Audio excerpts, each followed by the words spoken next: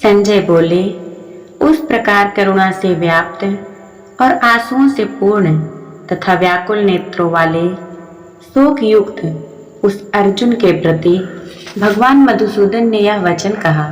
श्री भगवान बोले, हे अर्जुन, तुझे इस असमय में यह मोह किस हेतु प्राप्त हुआ?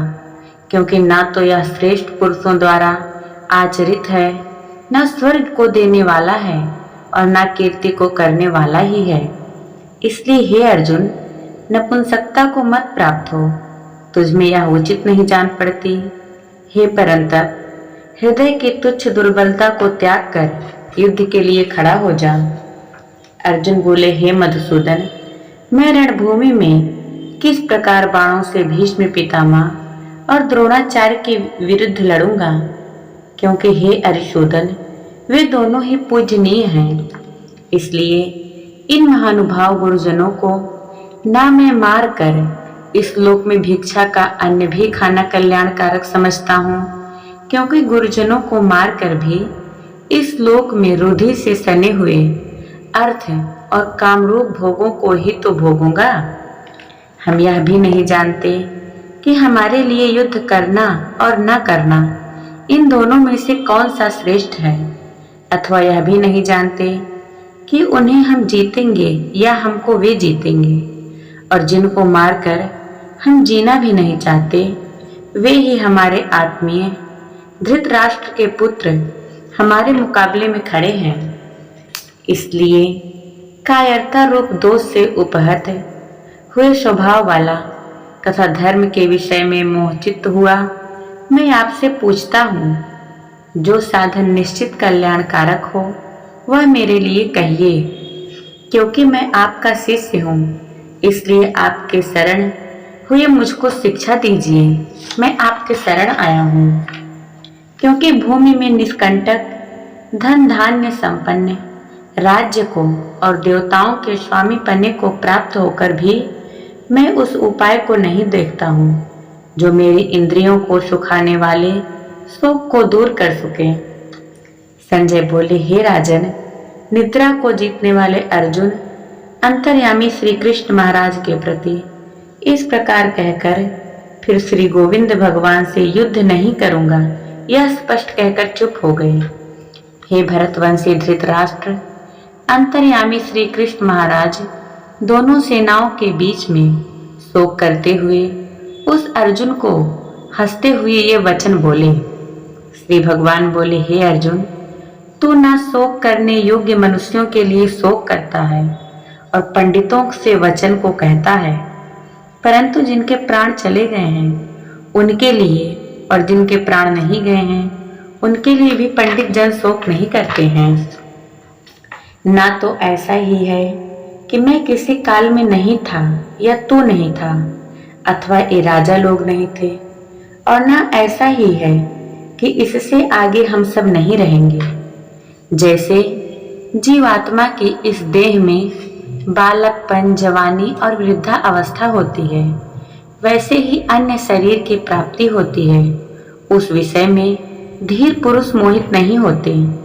हे कुंती पुत्र, सर्दी, गर्मी और सुख दुख को देने वाले इंद्रिय और विषयों के संयोग से उत्पत्ति विनाशशील और अनित्य है। इसलिए हे भारत, उनको तो सहन कर, क्योंकि हे पुरुष श्रेष्ठ, दुख सुख को समान समझने वाले जिस धीर पुरुष को ये इंद्रियां और विषयों के संयोग व्याकुल नहीं करते, वह मोक्ष को प्राप्त हो जाता है। असत वस्तुओं की तो सत्ता नहीं है और सत्ता का अभाव नहीं है। इस प्रकार इन दोनों का ही तत्वज्ञानी पुरुषों द्वारा देखा गया है। नाश रहित तो तू उसको जान जिससे यह संपूर्ण जगत दृश्य वर्ग व्याप्त है। इस अविनाशी का विनाश करने में कोई भी समर्थ नहीं है। इस नाश रहित अप्रमेय नित्य स्वरूप जीवात्मा के ये सब शरीर नाशवान कहे गए हैं। इसलिए हे भरतवंशी अर्जुन, तू युद्ध कर। जो इस आत्मा को मारने वाला समझता है तथा जो इसको मरा मानता है, वे दोनों ही नहीं जानते क्योंकि यह आत्मा वास्तव में ना तो किसी को मारता है और ना किसी के द्वारा मारा जाता है। यह आत्मा किसी काल में भी ना तो जन्मता है और ना ही मरता है, तथा ना यह उत्पन्न होकर फिर होने वाला ही है, क्योंकि यह अजन्मा, नित्य, सनातन और पुरातन है। शरीर के मारे जाने पर भी यह नहीं मारा जाता।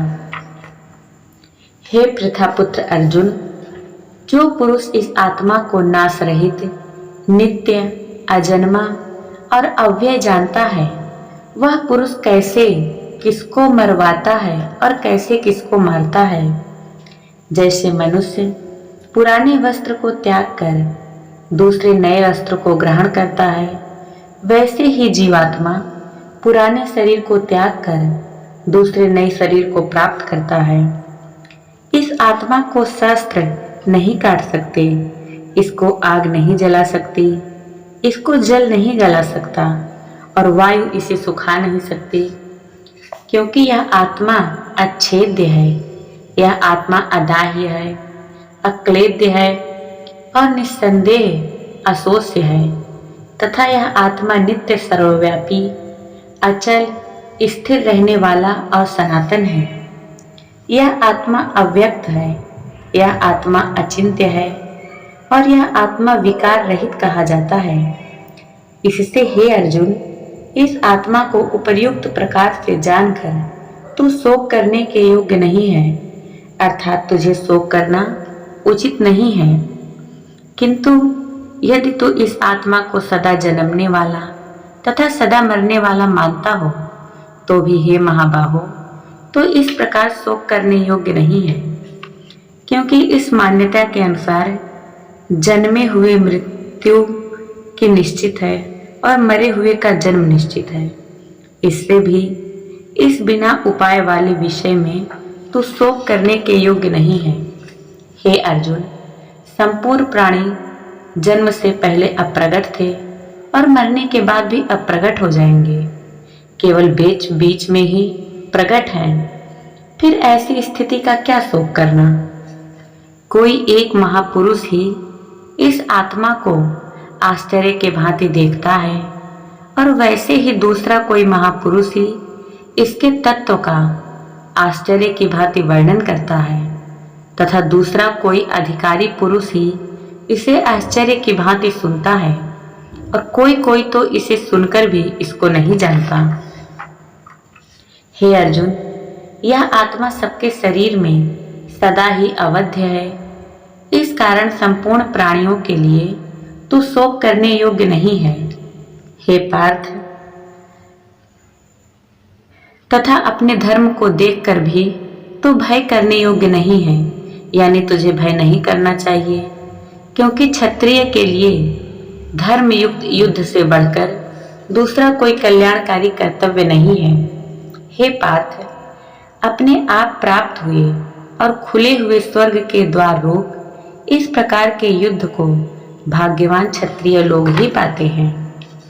किंतु यदि तू इस धर्मयुक्त युद्ध को नहीं करेगा, तो स्वधर्म और कीर्ति को खोकर पाप को प्राप्त होगा, तथा सब लोग तेरी बहुत काल तक रहने वाली अपकीर्ति का भी कथन करेंगे, और माननीय पुरुषों के लिए अपकीर्ति मरण से भी बढ़कर है, और जिनकी दृष्टि में तू पहले ही बहुत सम्मानित होकर अब लघुता को प्राप्त होगा, वे महारथी लोग तुझे भय के कारण युद्ध से हटा हुआ मानेंगे।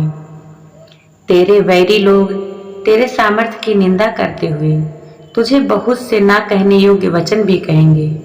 उससे अधिक दुख की और क्या होगा। या तो तू युद्ध में मारा जाकर स्वर्ग को प्राप्त होगा, अथवा संग्राम में जीतकर पृथ्वी का राज्य भोगेगा। इस कारण हे अर्जुन, तू युद्ध के लिए निश्चय करके खड़ा हो जा। जय पराजय, लाभ हानि और सुख दुख को समान समझकर उसके बाद युद्ध के लिए तैयार हो जा। इस प्रकार युद्ध करने से तो पाप को नहीं प्राप्त होगा। हे पार्थ, यह बुद्धि तेरे लिए ज्ञान योग के विषय में कही गई, और अब तू इसको कर्म योग के विषय में सुन। जिस बुद्धि से युक्त हुआ तू कर्मों के बंधन को भली भांति त्याग देगा, यानी सर्वथा नष्ट कर डालेगा। इस कर्मयोग में आरंभ का अर्थात बीज का नाश नहीं होता और उल्टा फल रूप दोष भी नहीं होता, बल्कि इस कर्मयोग रूप धर्म का थोड़ा सा भी साधन जन्म मृत्यु रूप महान भय से रक्षा कर लेता है।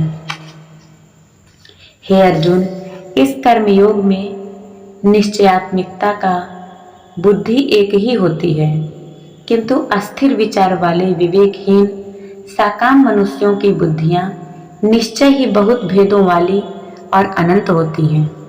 हे अर्जुन, जो भोगों में तन्मय हो रहे हैं, जो कर्म फल के प्रशंसक वेद वाक्यों में प्रीति रखते हैं, जिनकी बुद्धि में स्वर्ग ही परम प्राप्त वस्तु है और जो स्वर्ग से बढ़कर दूसरी कोई वस्तु ही नहीं है, ऐसा कहने वाले हैं, वे अविवेकी जन इस प्रकार की जिस पुष्पित यानी दिखाऊ शोभायुक्त वाणी को कहा करते हैं, जो कि जन्म रूप कर्म फल देने वाली एवं भोग तथा ऐश्वर्य की प्राप्ति के लिए नाना प्रकार की बहुत सी क्रियाओं का वर्णन करने वाली है, उस वाणी द्वारा जिनका चित्त हर लिया गया है, जो भोग और ऐश्वर्य में अत्यंत आसक्त हैं, उन पुरुषों की परमात्मा ने निश्चयात्मिक बुद्धि नहीं होती है।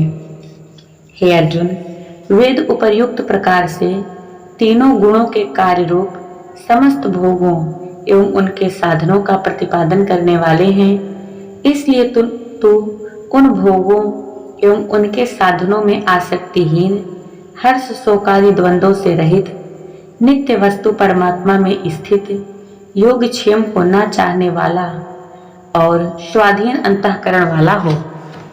सब ओर से परिपूर्ण जलाशय के प्राप्त हो जाने पर छोटे जलाशय में मनुष्य का जितना प्रयोजन रहता है, ब्रह्म को तत्व से जानने वाले ब्राह्मण का समस्त वेदों में उतना ही प्रयोजन रह जाता है। तेरा कर्म करने में ही अधिकार है, उसके फल में कभी नहीं। इसलिए तो कर्मों के फल को हेतु मत हो तथा तेरी कर्म ना करने में भी आसक्ति ना हो। हे धनंजय, तू आसक्ति को त्याग कर तथा सिद्धि और असिद्धियों में समान बुद्धि वाला होकर योग में स्थित हुआ। कर्तव्य कर्मों को कर, समत्व ही योग कहलाता है। इस समत्व रूप बुद्धि योग से साकाम कर्म अत्यंत ही निम्न श्रेणी का है।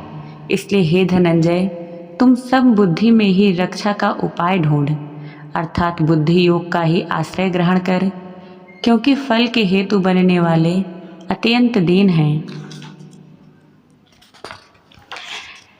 समबुद्धि युक्त पुरुष पुण्य और पाप दोनों को इसी लोक में त्याग देता है, अर्थात उनसे मुक्त हो जाता है।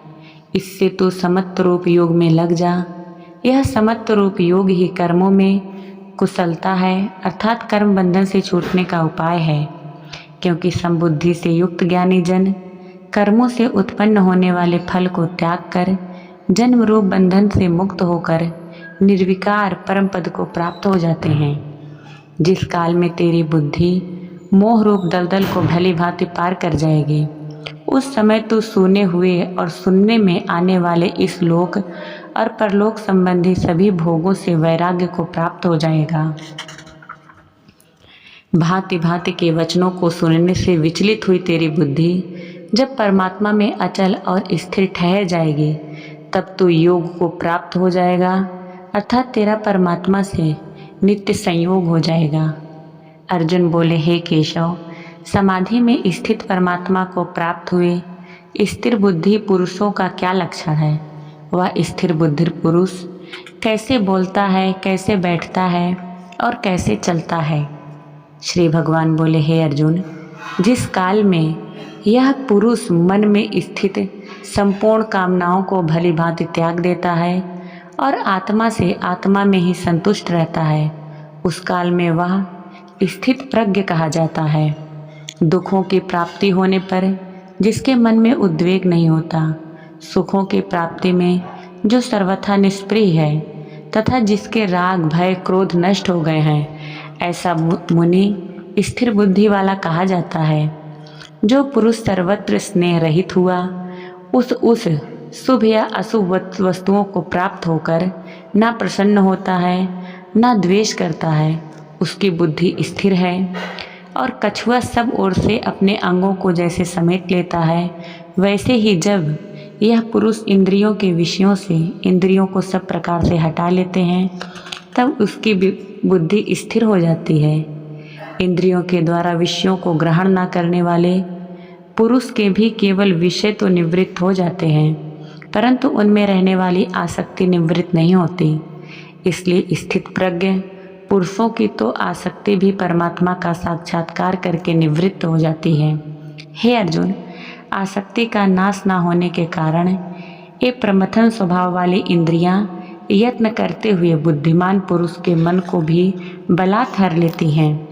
इसलिए साधक को चाहिए कि वह उन संपूर्ण इंद्रियों को वश में करके समाहित चित्त हुआ मेरे परायण होकर ध्यान में बैठे, क्योंकि जिस पुरुष की इंद्रियां वश में होती हैं उसकी बुद्धि स्थिर हो जाती है।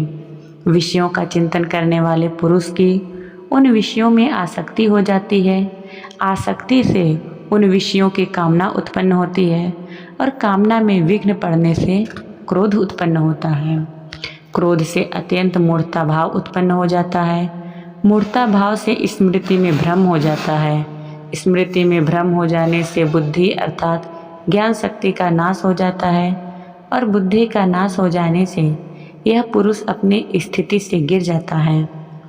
परंतु अपने अधीन किए हुए अंतःकरण वाला साधक अपने वश में की हुई राग द्वेष से रहित इंद्रियों द्वारा विषयों में विचरण करता हुआ अंतःकरण की प्रसन्नता को प्राप्त होता है। अंतःकरण की प्रसन्नता होने पर इसके संपूर्ण दुखों का अभाव हो जाता है और उस प्रसन्न चित्त वाले कर्मयोगी की बुद्धि शीघ्र ही सब ओर से हटकर एक परमात्मा में ही भली भांति स्थिर हो जाती है।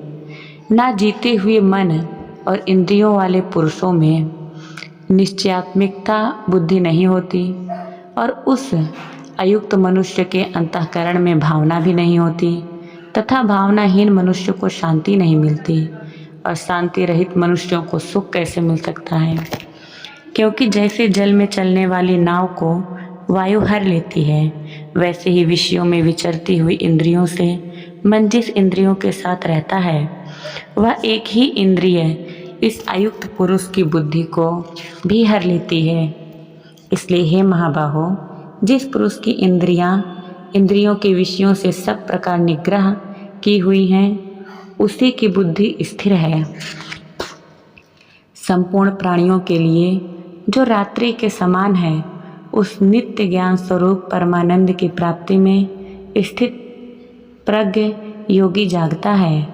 और जिस नाशवान सांसारिक सुख की प्राप्ति में सब प्राणी जागते हैं, परमात्मा के तत्व को जानने वाला मुनि के लिए वह रात्रि के समान है। जैसे नाना नदियों के जल जब सब ओर से परिपूर्ण अचल प्रतिष्ठा वाले समुद्र में उसको विचलित ना करते हुए ही समा जाते हैं, वैसे ही सब भोग जिस स्थित प्रज्ञ पुरुष में किसी प्रकार का विकार उत्पन्न किए बिना ही समा जाते हैं, वही पुरुष परम शांति को प्राप्त होता है, भोगों को चाहने वाला नहीं।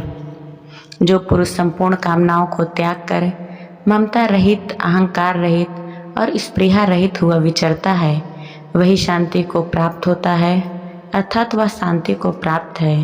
हे अर्जुन, यह ब्रह्म को प्राप्त पुरुष की स्थिति है।